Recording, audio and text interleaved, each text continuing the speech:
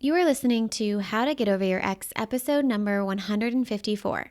My future wasn't possible without my ex.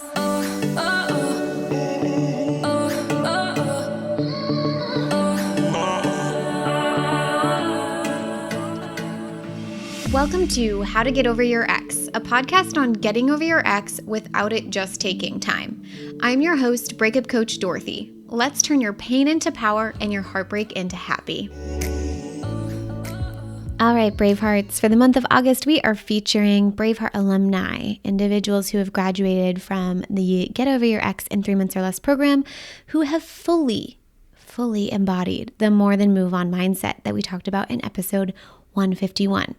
These Bravehearts are going to not only share their wisdom and inspiration, but they will share with you tangible next steps from real life situations that they had during their journey to building a life their ex regrets leaving. All right? You are all invited to our free 2-day immersion event, August 24th and 25th, called More Than Move On, Build a Life Your Ex Regrets Leaving. I am so excited for you to join us. You can save your spot at www.breakupcoachdorothy.com/more than move on. All right. Without further ado, let's get to work. Here is our next special guest. Hello, Bravehearts. How is everyone doing? I am so excited. I have a special guest here today. I am super pumped. So I want to just quickly introduce Janet. Janet is a former Get Over Your Ex program alumni, and she's super special to me. She's going to be super special to you. Today, we're going to talk a lot about what it looks like to feel like the future that you wanted is impossible, like it's no longer available to you after your breakup. I know that for myself, that was a huge struggle it was like a big aha to me of I felt so attached to my ex because I felt like the future that I wanted came along with him and it wasn't going to be available for me if he wasn't in my life. And I know that there's so many out there, so many of you guys out there that have that same story playing. And so I wanted to have Janet on today to talk about her experience in learning how to overcome that. I want her to share her words of wisdom, her insights, her big ahas, and hopefully it will help you along your journey. So thank you so much, Janet, for being here. I appreciate you and your time. And I know the Bravehearts appreciate you and your time. Start out and just tell us who you are, where you're from, what do you do, and then let's dive into your breakup journey. How does that sound? Yeah, definitely. Thank you for having me, Dorothy. So, yeah, my name is Janet. I'm from Miami, and I recently graduated from my MBA. I was doing it in Philadelphia. So, the breakup just happened right when I was about to graduate from my MBA, moved to Miami, and now I'm working at a big company doing digital strategy for them. I've always wanted to move to Miami, so that's the good thing that happened during this time. Bad thing is that, I pictured my life with my ex, and now that's not happening. So good. So let's dive into that a little bit. Tell us about your breakup journey. Where did it start? What happened?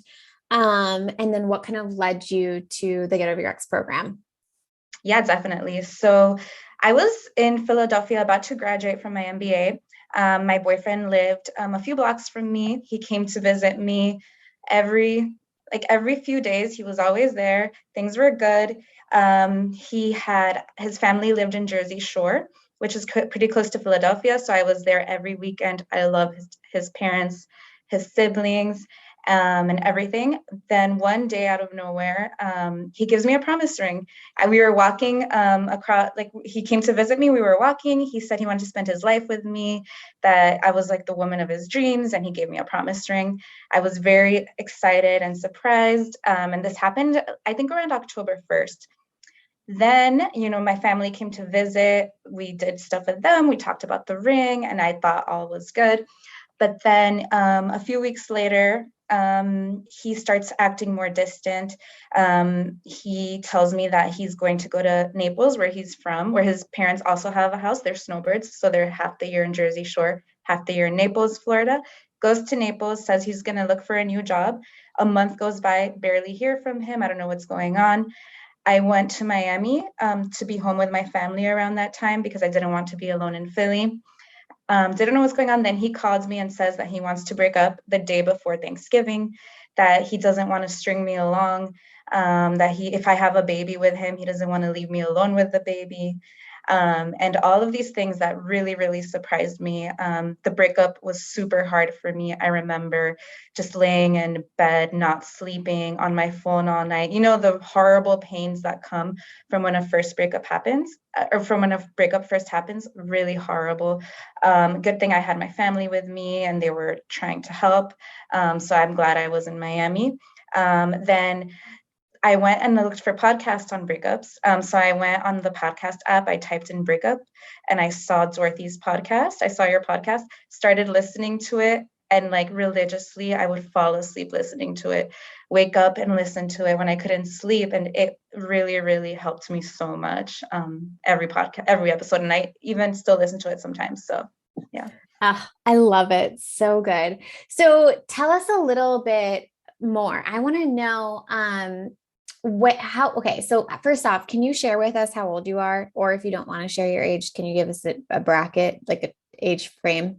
Yeah. So the last time I saw my ex actually was on my 31st birthday. I turned Okay. 31 in October. So Yes. Yes. And then you had also you were talking about when the breakup first happens, but it made me also think about like, was this your first really big breakup, or have you had other ones in the past? So before him, I dated someone for 8 years, but the breakup was more mutual. We talked about it. We were very mature about it. We decided on it together. This one just Mm. seems like it was done to me for the first Yeah. Isn't it crazy? It's such a weird feeling. And I'm actually in a program right now for like my business and helping me with like my writing skills and things like that. And it was fascinating because there's two or three different people that I get feedback from. And one of the individuals that I got feedback from around like the copywriting stuff that I do for my business in terms of like when I'm writing like sales pages or things like that, someone was like, this doesn't really resonate. Like, I don't think this makes sense. And I was talking about building a life your ex regrets leaving.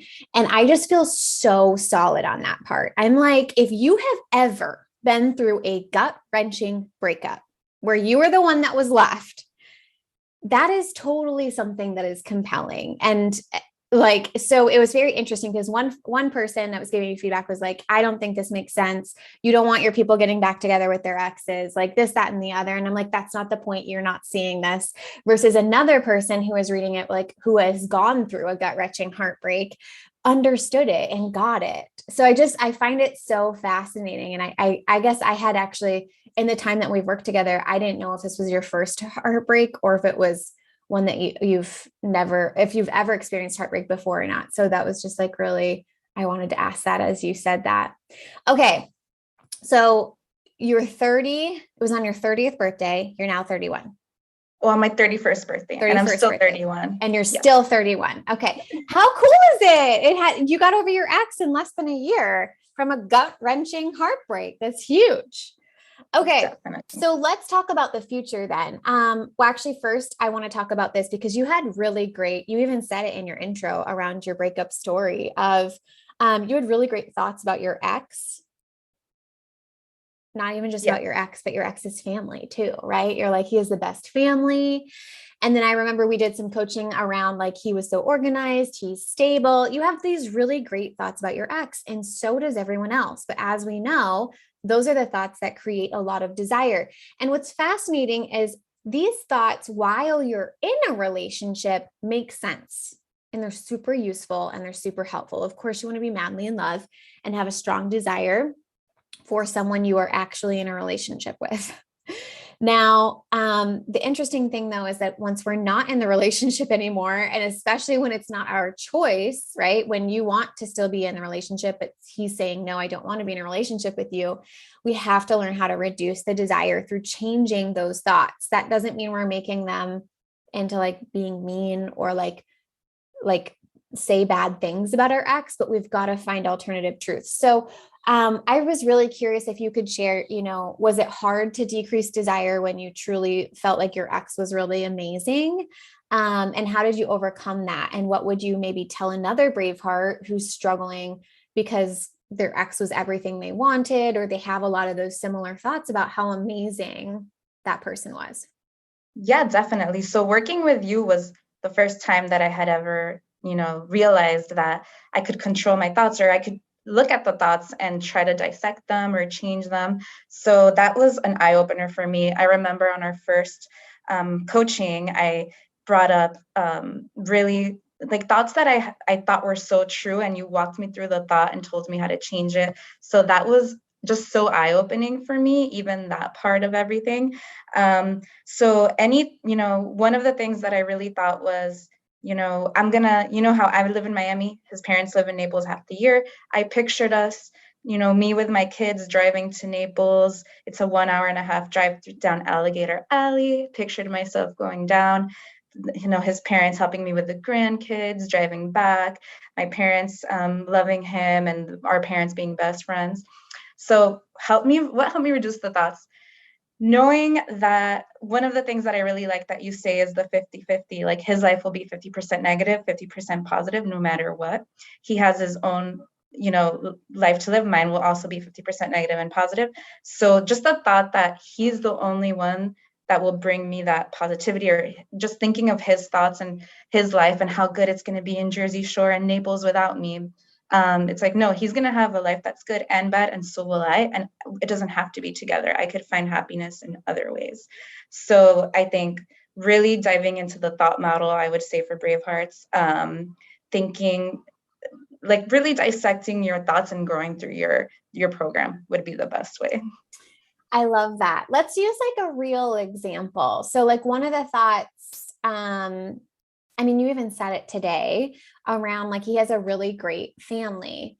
That probably builds a lot of desire for him to be your partner. So, how do we reduce desire around that? Like, if someone else is thinking he has a really great family, it doesn't mean that we have to like lie to ourselves and be like, he doesn't have a good family. What did you do in that kind of situation? Yeah, I realized then that I was so obsessed with his family. I forgot that I have a great family too. Even that was simply, and I remember feeling like, wow, this is such a big insight. I have a great family. I can focus on them. I have nieces that love me. I have a little brother that's obsessed with me. Like, why am I not, or even my parents, they're even better than his parents because they care about me more. So why am I so focused on his family? Oh, that's so good, right? So we can still believe like he has a great family, but so do I. And then if you're someone out there that doesn't have a belief that you have a strong family, or maybe your family's not in it, it's then saying, oh, he has a great family and it taught me what kind of family I want to have in my future. And so you can go out and start creating that for yourself in a variety of ways. But yeah, that's beautiful. I love that example. Thank you so much, Janet. Yeah, definitely. And another thing was that I loved his dad so much. And in my mind, Zach was his name. He was going to become his dad, right? So I was like, oh, wow, right now, any issue he has doesn't matter because he's going to be just like his dad. But Mm. then thinking in my mind with the thought model, no, he might not become his dad. He might just stay who he is. Right? Not everyone is their parent, right? Yeah. Yeah. So good to see. So good to see. Okay. So let's talk about the future part. I think this is going to be really important. And you kind of already started to touch base on it in terms of like, oh my gosh, I'm going to be, driving over to Naples. The grandparents are going to get together. Like all of it's going to be this huge family party, is kind of what it sounds like, right? Where we all get along. And I love that environment too. So I totally resonate with that. Um, so you had really idealized the future that you had with him and thought it was everything you wanted, right? And then after the breakup, it felt like it wasn't possible for you. Why did it feel impossible for you to have that? Or did you even Yes. consider like you having it without him? No, not at all. I thought that now that we had broken up, I was never going to have that. Never going to have the sets of grandparents together with the kids together in Florida. I thought, I had gone to school in Philadelphia, so most people there wanted to stay in Philly. So in my mind, like, wow, I found someone that wants to move to Florida with me. This is going to be great.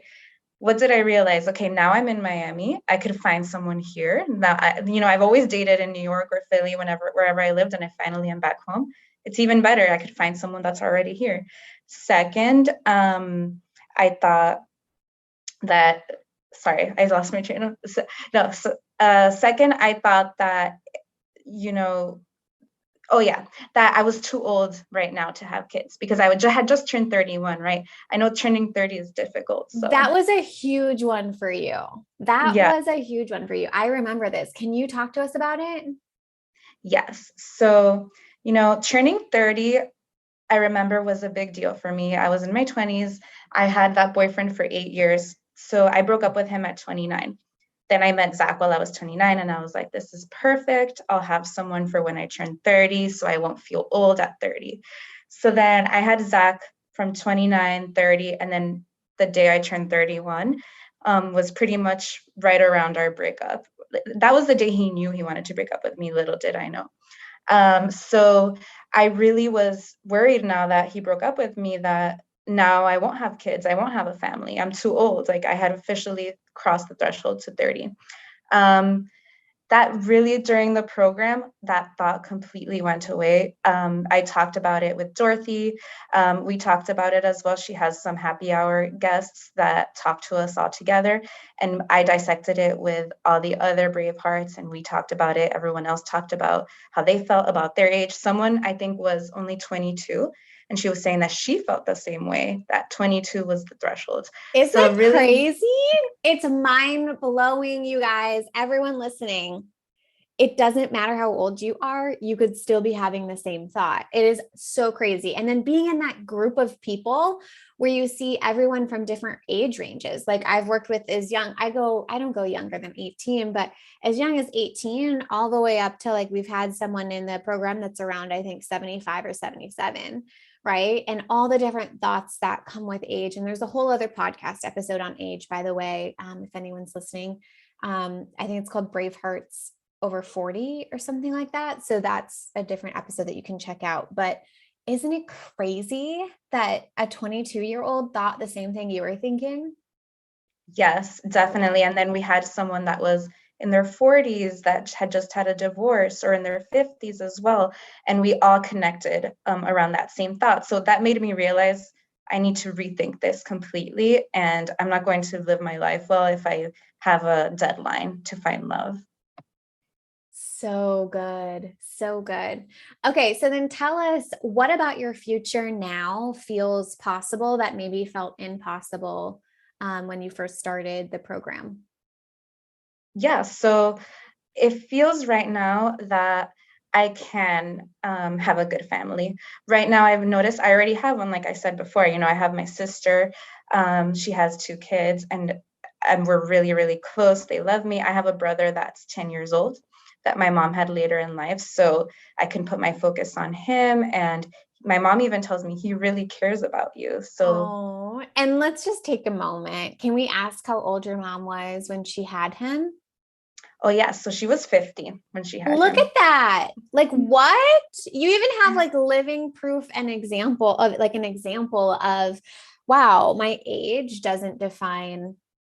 I mean, there's a biological thing, right? But even at 50, like, is that too late to find love? Is that too late to start your family? And like, who's to say? So wild. Yeah, I know. And, she's really enjoying, after all of her three girls, we're three girls, we left the house. Her and my dad wanted another baby. They just missed having kids around. So they found a way to make it work. I think she had some eggs frozen from before and they used that. So yeah, they were able to continue their family even at 50. And it's a different experience, but it's a great experience too for them. Yeah. Oh, my heart is so happy. That's so exciting. I love it. Okay, is there anything else that you want to talk about when it comes to, feeling like your future might not be possible just because your ex has left? Or any words of wisdom that you want to share with the Bravehearts? Anything around that topic specifically?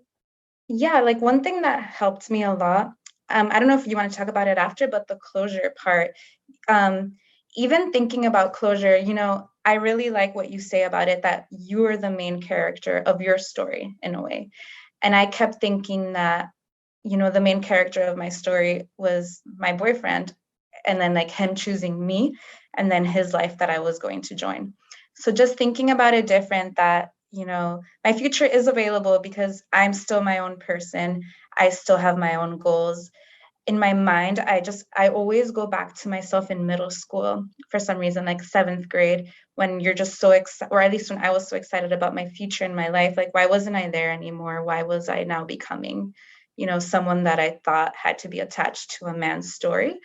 So that really, really helped me too, to see that I'm still going to, my degree is still going to work, you know, I'm still going to be able to afford to live my life. Like, my life was still, it's crazy how much I was so attached to him and his thoughts. It's so wild we do that. It's just so wild. So I totally get it. And I'm so glad you brought up the closure part. I did not want to forget that. So I'm glad that you brought that up, because I remember that being like a part that you put off doing for a while. Inside of the Get Over Your Ex program, there's an entire module around creating closure. And like one of the very first things you have to do in that module is watch the Creating Closure workshop, which is about an hour long, and you leave with the closure formula and you've created closure, and it's amazing. It's awesome.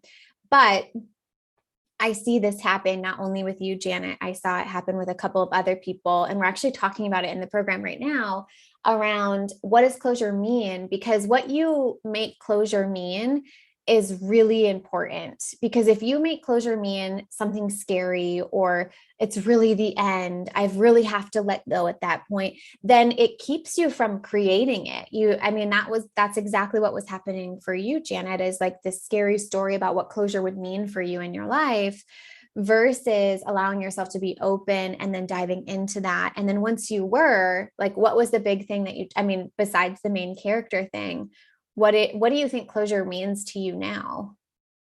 Yeah. Now closure means is moving on with my life, but not in a way that I'm moving on and closing the door behind me and locking it and very scary. Like, I used to think closure as like an ending, and it was very existential for me. And I avoided existential thoughts, Whereas now it just means that I'm going to continue my life, continue my story, see what happens. See, it could lead me in my mind now, it won't, but let's say it leads me back to my ex when I'm 70 years old, and we see each other in the retirement center that we both live in, or maybe this happens. And I love how you use in that video that you mentioned, like a protagonist of a story or of a book. You don't know what's going to happen in the end of the book, or what's going to keep happening in her life. Like, she breaks up with someone, oh, let's see what happens to her. So even thinking that my life can continue, it's not existential, was very helpful.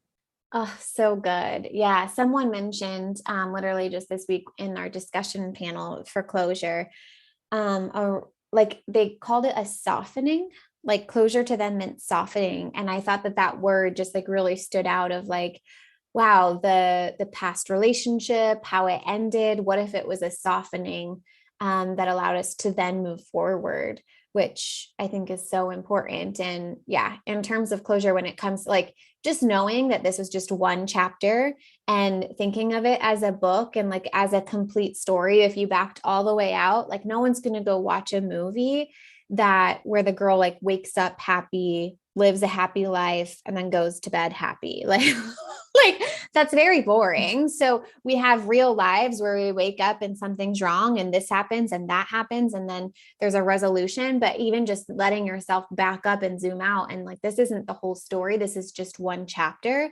And how you end this chapter flavors the beginning of the next chapter. And I think that that's one of the really important pieces around creating closure is like, and again, going back to that softening too, I thought was really a good representation of that, because if you soften the end of your chapter, what does the next chapter look like?